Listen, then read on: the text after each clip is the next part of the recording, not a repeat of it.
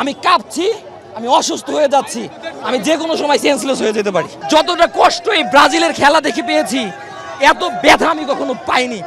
আমি ব্যথিত, আমি হতাশ, আমি ক্লান্ত। 24টা বছর ধরে কোনো কাপ পাচ্ছি না।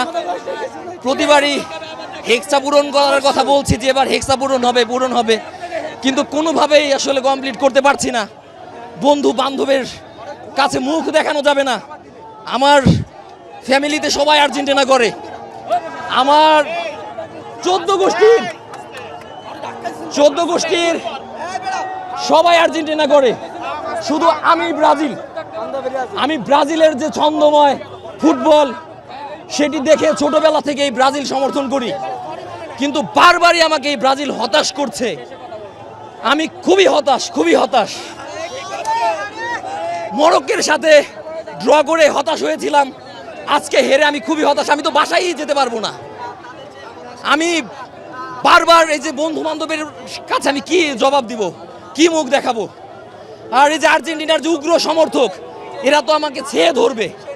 আর আমি খুব বেশি লাফালাফি করেছিলাম যে আসলে আমি আজকে জিতবই, এই নরওয়ে কোনোভাবে আমাদের সাথে পারবে না, কিন্তু আমি আসলে আমার কথা রাখতে পারলাম না, হেরে গেলাম।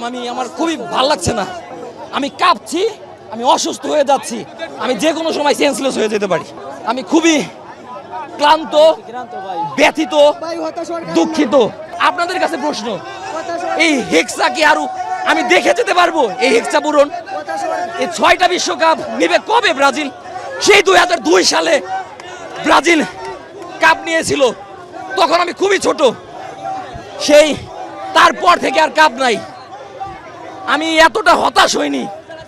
আমি অনেক ব্যথা পেয়েছি জীবনে, কিন্তু ব্রাজিল যে পরিমাণ ব্যথা আমাকে দিয়েছে, যতটা কষ্ট এই ব্রাজিলের খেলা দেখে পেয়েছি, এত ব্যথা আমি কখনো পাইনি। আমি ব্যথিত, আমি হতাশ, আমি ক্লান্ত।